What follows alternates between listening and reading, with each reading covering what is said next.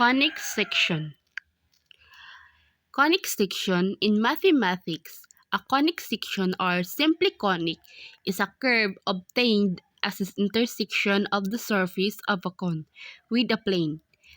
The three types of conic section are the hyperbola, the parabola, and the ellipse. The circle is a special case of the ellipse, though historical it was sometimes called a fourth type. And these are the four types of conic section. First, circle. Second, ellipse. Third, parabola. And fourth, hyperbola. Hyperbola. In mathematics, a hyperbola is a type of smooth curve lying in a plane defined by its geometric properties or by equations for which it is the solution set. A hyperbola has two pieces, called connected components or branches, that are mirror images of each other and resemble two infinite bows. And these are the hyperbola.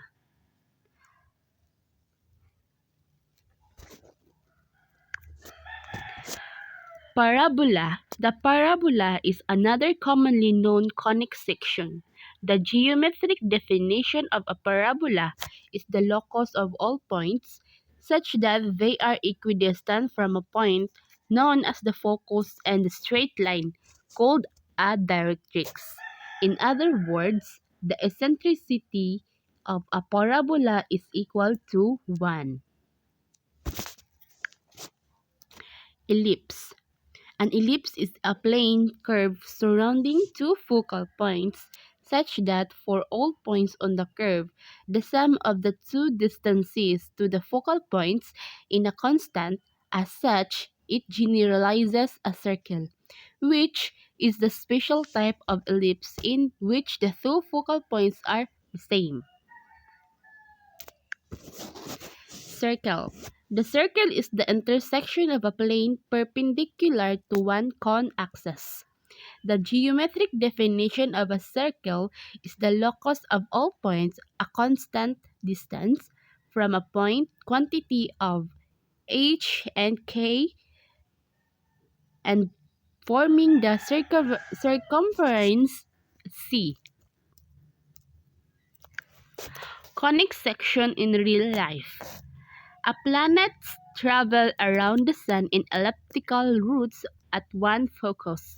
Mirrors used to direct light beams at the focus of the parabola are parabolic. Parabolic mirrors in solar oven focus light beams for heating. Standard form of equation of conic section. The circle.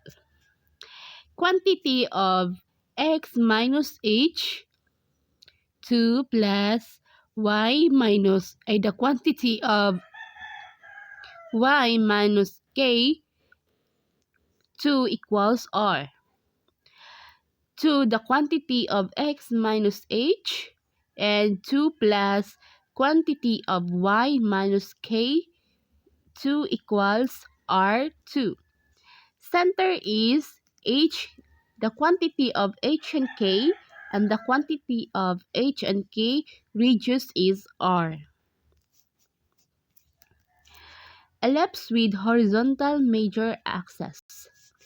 The quantity of x minus h, 2a plus the quantity of y minus k, 2b and 2b2 equals 1, the quantity of x minus h, and 2a2 plus the quantity of y minus k, 2b2 equals 1.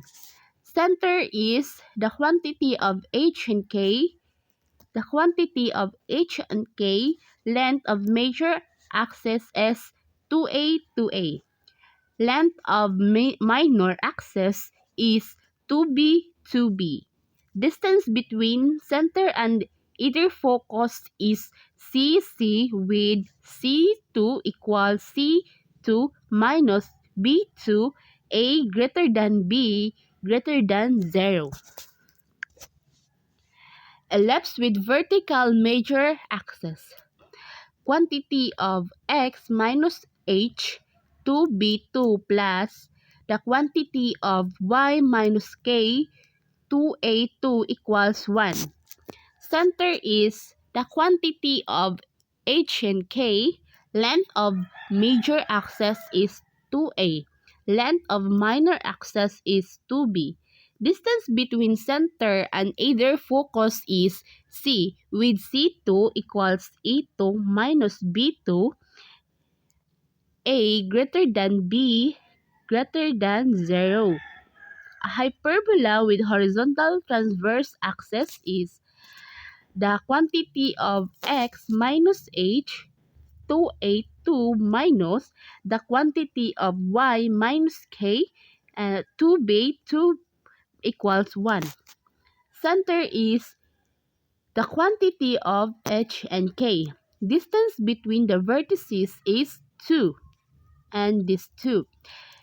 Distance between the foci is 2c. C2 equals A2 plus B2. Hyperbola with vertical transverse axis is the quantity of y minus k 2a2 minus the quantity of x minus h 2b2 equals 1. Center is the quantity of h and k.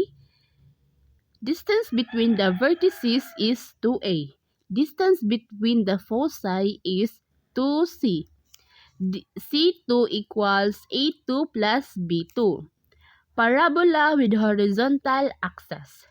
The quantity of y minus k 2 equals 4p. The quantity of x minus h p not equal 0. Vertical is the quantity of h and k. Focus is the quantity of h plus p, k. Directrix is the line. X is equal to h minus p. Axis is the line. Y equal k. Parabola with vertical axis.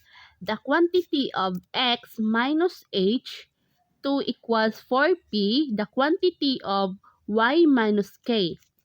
P is not equal 0. Vertex is the quantity of h and k. Focus is the quantity of h, k plus p. Directrix is the line. Y equals k minus p. Axis is the line. X equal h. And that would be all. Thank you for watching.